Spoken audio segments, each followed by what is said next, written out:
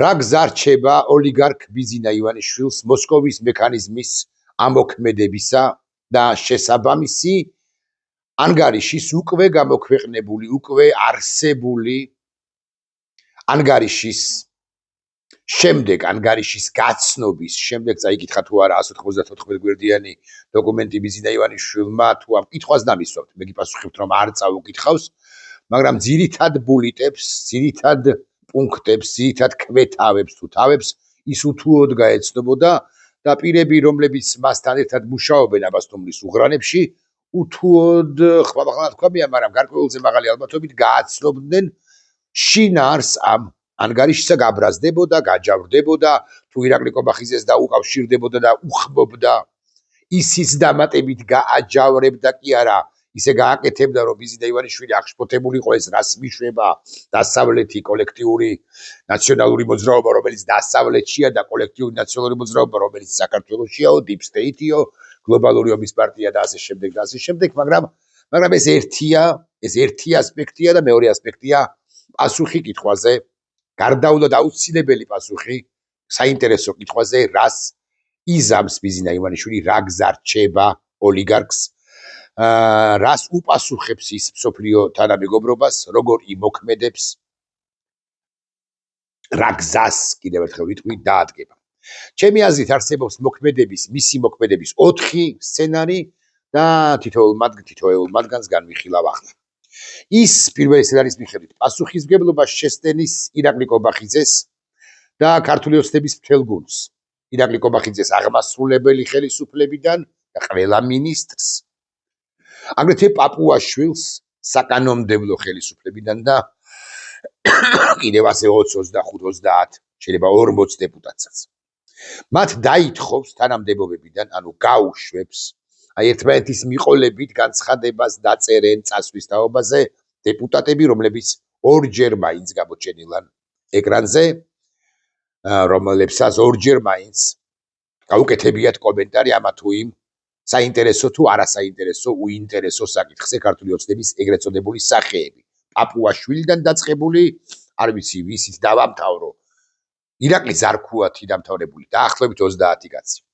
ისინი წავლენ პარლამენტად წოდებული თავყრილობა ბანდიდან, აღმასრულებელი ხელისუფლებაც დაიშლება ამ სცენარის მიხედვით და ბიზინა ივანიშვილი მოიყვანს ვინმე უფრო ნორმალურს ბჭყალებში თუ ბჭყალებოდ ნორმალურებს საკანონმდებლო ორგანოში შეივსება პროპორციული წესით გასული დეპუტატები შესაბამისად 91, 95, 96 სიაში ვინც იყო 98, 107 ამოიწევენ და შევლენ საკანონმდებლო ორგანოში. ხოლო აღმასრულებელ ხელისუფლებაში მოვა სულ სხვა ბჭყალებში თუ ბჭყალებოდ ნორმალურ პირთა ჯგუფი და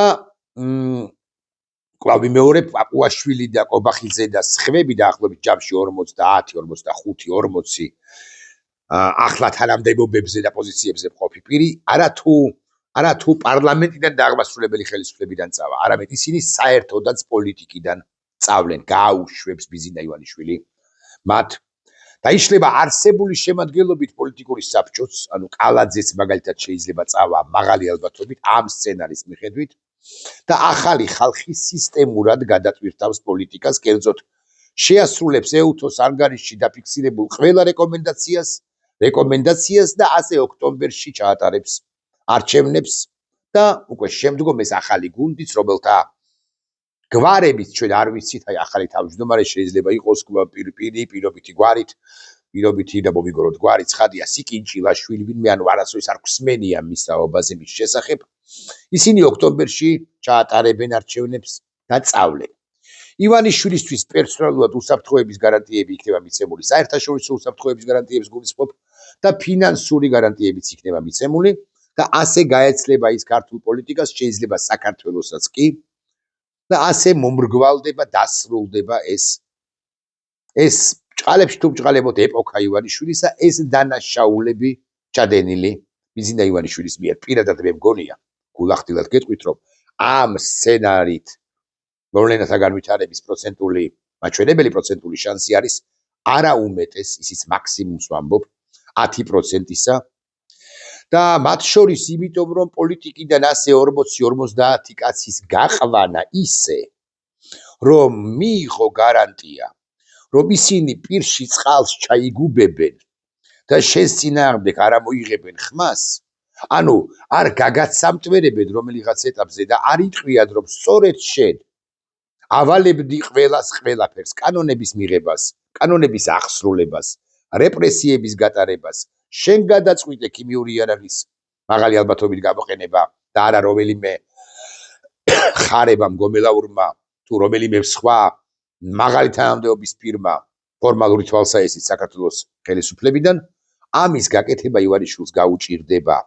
მაშინ 40-50 კაცი თვეში ძალიან დიდი თანხით, სადაც არ უნდა იყოს რომელიმე მათგანი ერთი მოსკოვში და მეორე პირობითად პეკინში და მესამე პირობითად კუალა-ლუმპურში უნდა შეინახოს და საკმაოდ დიდი რაოდენობის თანხა დაუჯდება ბიზინა ივანიშვილს ეს მთელი ცხოვრების განმავლობაში, რასაც ისინი მოინდომებენ, უნდა აღუსრულოს და აუსრულოს.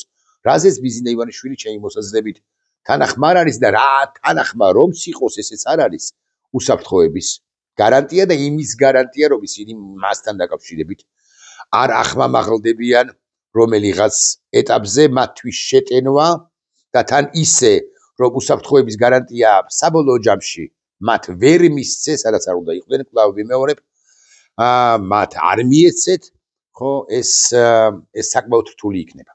აქედან გამომდინარე, როცა ვამბობ, რომ 10%-ია ამ სცენარით მოვლენათა განვითარების შანსი, მეთქი სულაც არ ვცდები. მეორე სცენარიც არსებობს, მეორე გზაც არსებობს. ბიზინა ამ გზას მაღალი ალბათობით არ დაადგება, მაგრამ მაინც ის არ შეელევა, კვლავ ვიმეორებ, არ შეელევა კობახიძეს, პაპუაშვილს, დინარაძეს, კალაძეს, სხვებს, არ გადატვირთავს ყაველაშვილს. არ უკაცრავად, ესე იგი, არ შეელევა და ისე გადატვირთავს პოლიტიკას. ანუ კობახიძე გამოვა და იტყვის, რომ ეუთოს ანგარიშის გაცნობის შემდეგ ჩვენი მივიღეთ პოლიტიკური გადაწყვეტილება და უკლებლივ ყველაფერს რასაც გვირჩევს ეუთოს ანგარიშის მიხედვით ეს ექსპერტთა ჯგუფი, ეს ექსპერტი, ჩვენ ყველაფერს ვასრულებთ. ვან თავისუფლებთ ზია ამაღლობელს და ყველას, პოლიტიკოსებს მიშა სააკაშვილს და ყველას. კობახიძე ამბობს აუნდა ამას. უკან გაგვაქვს ეს კანონი, უკან გაგვაქვს კიდე სხვა კანონი, ნიღბის დარებაზეც კი არის ეუთოს ამ ანგარიშში ჩაწერილი და ჯანდაბას ჩვენი თავი ნიღაბიც ატარეთ საპროტესტო აქციების დროსო.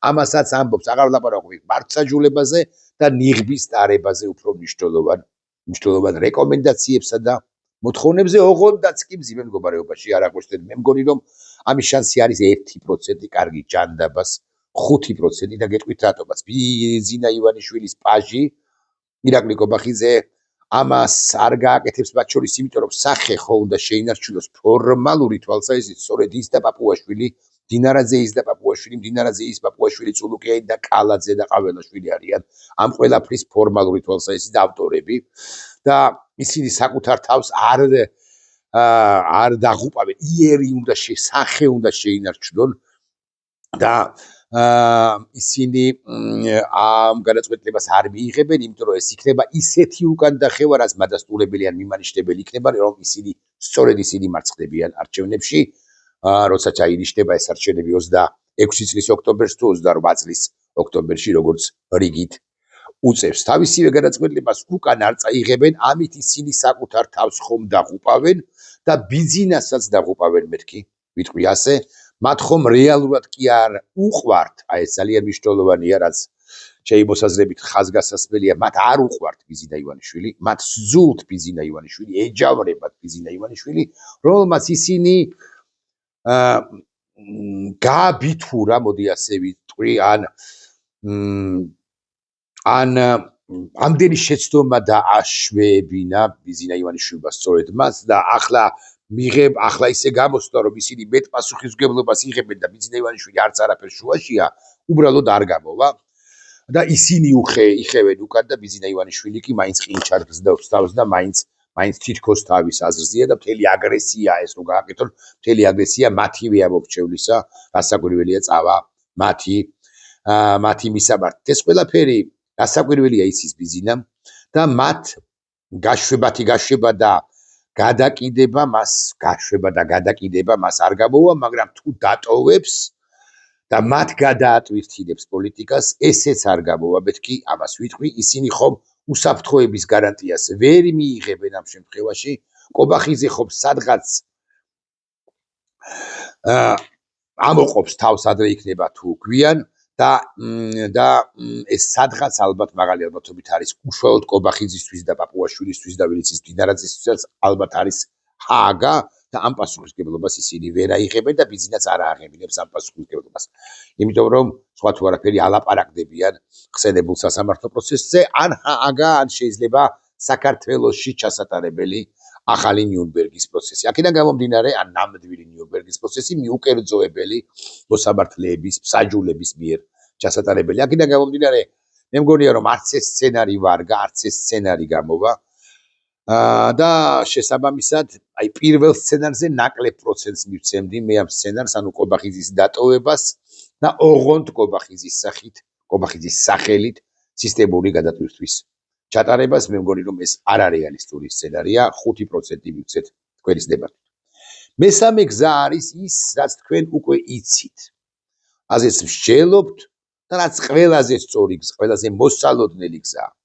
ესა ეუთოს ანგარიშის კრიტიკა, დასავლეთის კრიტიკა, deep state-ისთვის ყველაფრის დაბრალება, გლობალური ომის პარტიისათვის ყველაფრის დაბრალება და იმის თქმა, რომ აი ისინი ჩვენ ომში გვითრევენ. გაჭრის, რაც საკურველია პროპაგანდის ამოქოქვის გათვალისწინებით ამორჩეველთა მომხრეების გარკვეულ ნაწილზე.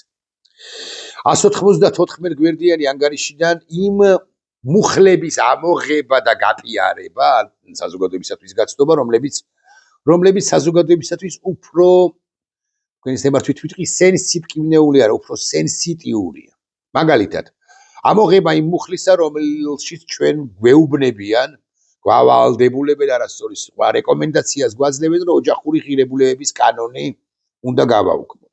რომ LGBTQ თემის უფლებები არის დასაცავი, რომ არ უნდა შევუშალოთ LGBTQ თემს, მაგალითად ჩაატარონ რაღაც აღლუმი და ასე შემდეგ.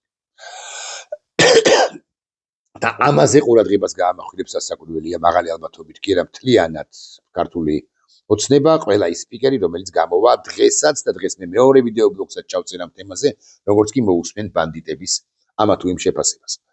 მე ვარაუდობ, რომ ეს არის 65%-იანი, 60%-იანი ალბათობით, 65%-იანი ალბათობით, 70%-იანი ალბათობით თუ გრევავთ ასე ვიტყვი, ბიზინა გაჭიმავს პროცესს ამით, ყველაფერს დააბრალებს დასავლეთს და მათ შორის გააკეთებს ამას იმიტომ, რომ წესით უნდა ხდებოდეს, რომ თუ რეკომენდაციებს ის შეასრულებს, მას დაერხა ამ შემთხვევაში. თუ არ შეასრულებს, მაინც დაერხა მეთქი, ასე ვიტყვი. მას აქ არჩევანი ახლა ცუდსა და უარეს შორის უბრალოდ თვითონ ვერ მიმხვდარა რა არის ცუდი და რა არის უარესი. დაერხა, რაც არა მხოლოდ ძალაუფლებიდან მის წასვლას ნიშნავს, იმ შემთხვევაში თუ ის დათმობს, დაერხა, არამედ ნიშნავს ფულის წყაროების გადაკეტვასაც, რაც მისთვის გადამწყვეტად მნიშვნელოვანია. მას არ უყვარს იმდენად ქვეყანა, შვილები, პოლიტიკური პროცესში ყოფნა პირდაპირ თუ ირიბად, სამშობლო, ჭორვილა თუ აბასთუმანი თუ აბასთუმნის ბაობა, მაშინ შეკვეთილს ჩატანილი ბაობაბის გამხმარი ხეები, დამარხული ხეები. ამდენადაც უყვარს ფული, იმიტომ რომ ჰგონია რომ ფული თუ აქვს და ბევრი და ბევრი, ამით უზრუნველყოფს საკუთარ თავსაც, საკუთარი სიცოცხლის გახანგრძლივებასაც, შვილებს, შვილეშვილებს, შვილთა შვილებს, იმის შვილებს და ასე შემდეგ 10 საუკუნე უნდა ეყოთ მათ ივანიშვილებს, ბიზინა ივანიშვილის დღეს გამომუშავებული ფული, უმრავლეს შემთხვევაში სწორედაც რომ უკანონოდ ვიტყვი ასე. უკანონოდ შეიძლება ვთქვათ ზუსტი სიტყვა არ არის. არა ისეთი კლასიკური ბიზნესების წარმოების სახით, როგორი ბიზნესების წარმოების სახითაც ჩვენ ვიცით, რომ ამა თუ ესა თუ ის მილიარდერი გამოიმუშავებს ფულს. ზუკერბერგი Facebook-ით, ავისი ელონ მასკი თავისი ტესლათი პირობითად ლაპარაკობდა ასე შემდეგ, ბიზნესს ეს ყველაფერი არ აქვს. მაგრამ ამას არ აქვს ხა მნიშვნელობა, ბიზნესა ჩაფიჩინებულია ფულზე და მეტი დასაკვირველია უნდა. ხო და ბიზნესა მიხვდება, რომ თუ დათმობს ახლა, მას ფულის წყაროების გადაეკეტება უკვე ხვალ და ამის დაშვება კი არ უნდა, ამიტომაც ის გაწელავს პროცესს. უსაფრთხოების გარანტია, მისთვის უსაფრთხოების გარანტია მნიშვნელოვანია, მაგრამ ბოლომდე დასავლეთს ის ამ თვალსაჩინით ვერ ენდობა, მას აქვს თვალსაჩინოებები დასავლეთმა როგორ მისეული გააზრებით თვალსაჩინოებები დასავლეთმა როგორ არ შეასრულა საკუთარივე პირობები და აგრეთვე აქვს თვალსაჩინოებები დასავლეთმა მისცა რუსეთის რიგ აგენტებს უსაფრთხოების გარანტია, მაგრამ ამ დასავლეთში ამ აგენტებს ჩაუყარეს პოლონიუმი და გაანადგურეს რუსეთის სპეცსამსახურება, ამიტომ ბიზინა ივანიშვილი ბოლომდე დასავლეთს არ ენდობა, სადაც არ უნდა იყოს. ის საქართველოში დარჩება თუ ბრაზილიაში გაემგზავრება, მას გონია რომ დასავლეთი თუ მოინდომებს მას მისწვდება ამ გარანტიებისა ბიზინა ივანიშვილს გაგიკვირდება და არ ჯერა. და კიდევ ერთი ძალიან მნიშვნელოვანი ჩემი მოსაზრებით უსაფრთხოების გარანტიებს მიიღებს მეორე მხრივ ესე სიტყვიერად ყოველ შემთხვევაში დახპირდებიან ან ვერ მიიღებს, მაგრამ უსაფრთხოების გარანტიები მიღებული თუ გაცემული დასავლეთის მხრიდან ერთია და მეორეა კითხვა, რომელსაც ახლა მე დავსვამ. მიიღებს კი უსაფრთხოების გარანტიებს ის ირაკლი კობახიძისაგან. ხო, თითქოს ირაკლი კობახიძე მეორე მერვე ხარისხოვანი პერსონაა.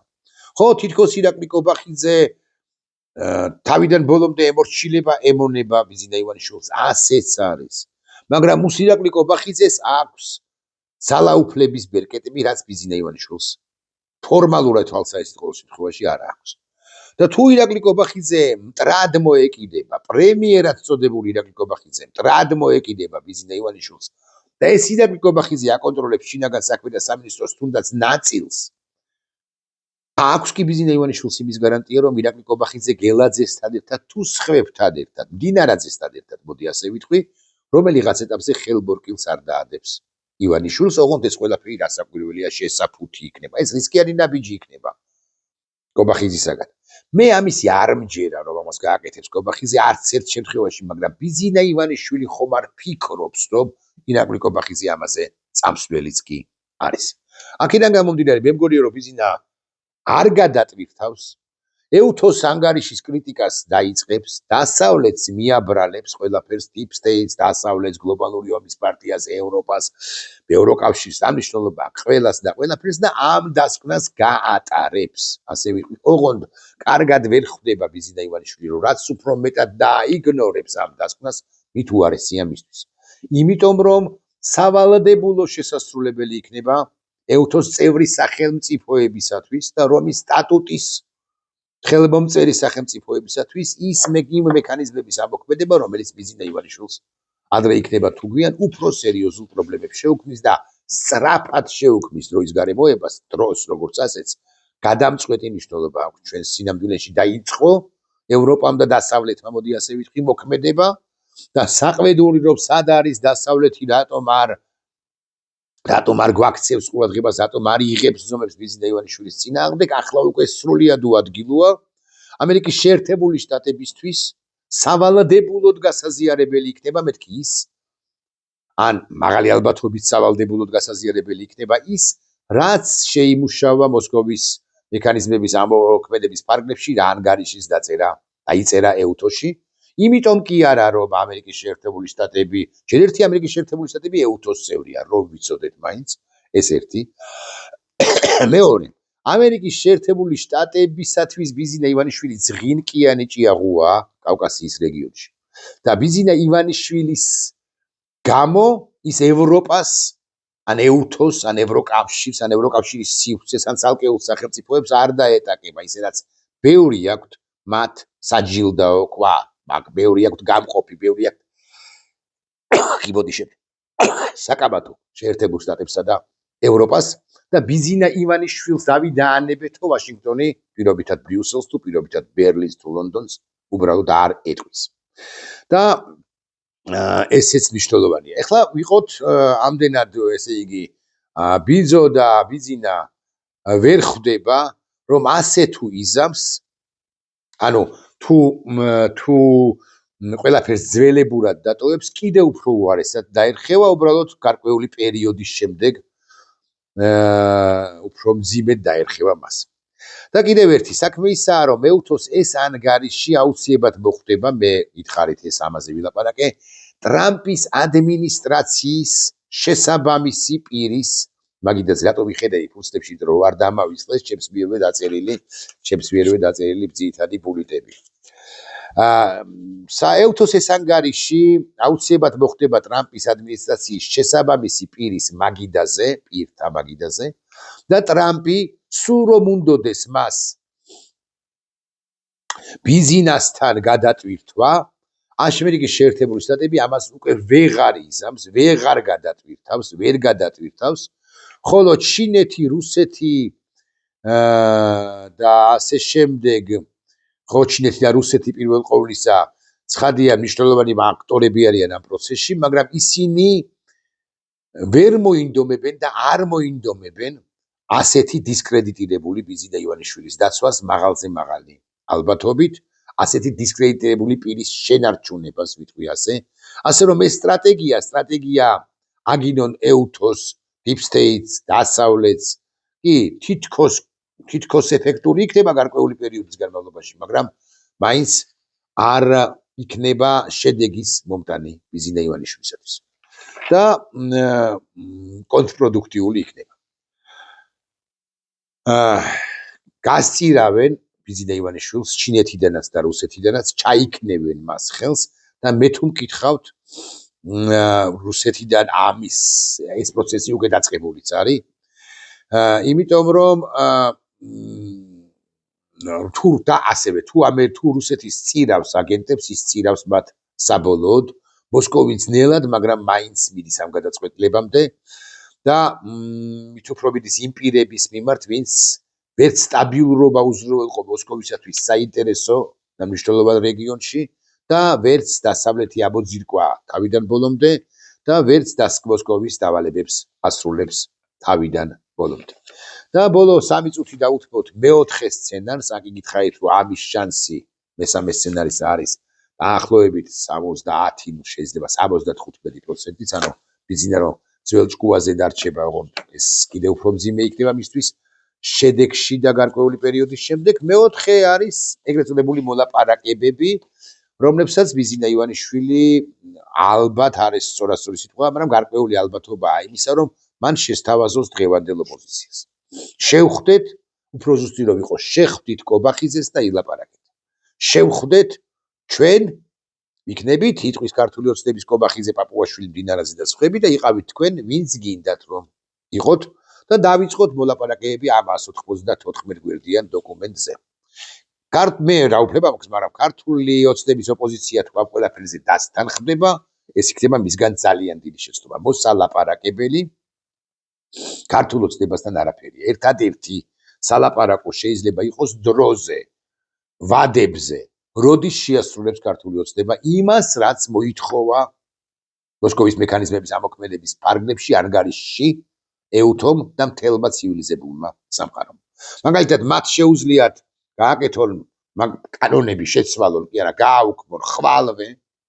ზეგვე შეუძლია ყაველაშვილს გაანთავისუფლოს სინდისის პატიმრები, მასზე დანარჩენი ნაწილი სინდისისა და პოლიტიკური პატიმრებისა. ვადებზე და დროებზე ლაპარაკი კიდევ შეიძლება. დღესვე უნდა მიიღონ მაგალითად კანონი პირბადეების, აქ სალაპარაკოც არაფერი არის, პირბადეების აკრძალვის გაუქმების თაობაზე. თუმცა არსებობს საკითხები, რომლებსაც გარკვეული დრო სჭირდება, მაგალითად 2 კვირა, 3 კვირა, 1 თვე თუნდაც. მაგრამ არა უმეტეს თქვათ 2 თვისა. ქართული ოცნება თუ მოლაპარაკებებს შესთავაზებს, ოღონდ მე მგონია რომ ამის პროცენტული მაჩვენებელი არის არა უმეტეს 15%-ისა მაქსიმუმის.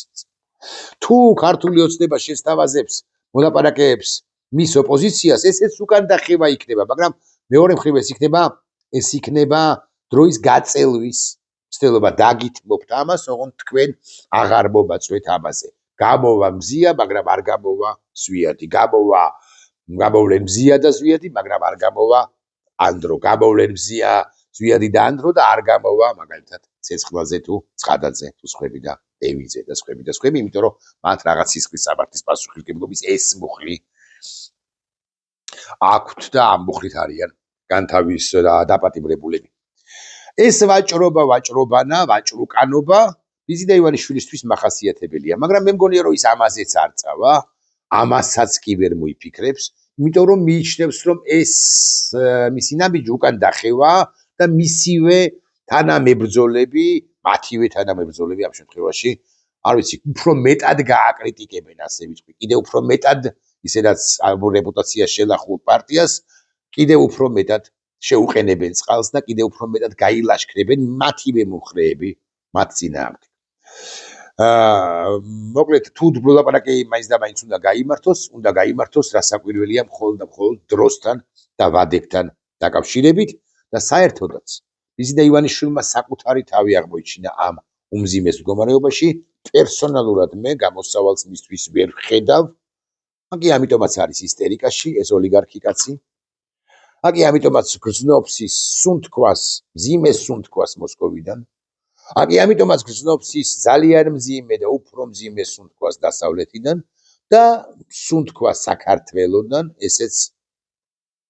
ესეც ისმის აბასთუმნის უღრანებში და ვერ ფარავს თუ ვერ ახშობს ამ მძიმე სუნთქვებს აბასთუმნის არაჩვეულებრივი გარემო, რომელშიც ის არის იმყოფება და რომელშიც ჰგონია რომ შვიდად იქნება. კვანძის გახსნა დაწყებულია. ბიძინა ივანიშვილის 4 გზა და ბიძინა ივანიშვილის გარდაუვალი შედეგი. ბიძინა ივანიშვილი არა პირდაპირ არ წაიკითხოთ, მაინც და მაინც ახლა ეს არ იფიქროთო პირდაპირ მნიშვნელობით ვამბობ ამას. მაგრამ ბიძინა ივანიშვილი როგორც პოლიტიკური ცხოველი იბრიდება, ანუ ნულდება, აღარ იარსებებს გარკვეული პერიოდის შემდეგ.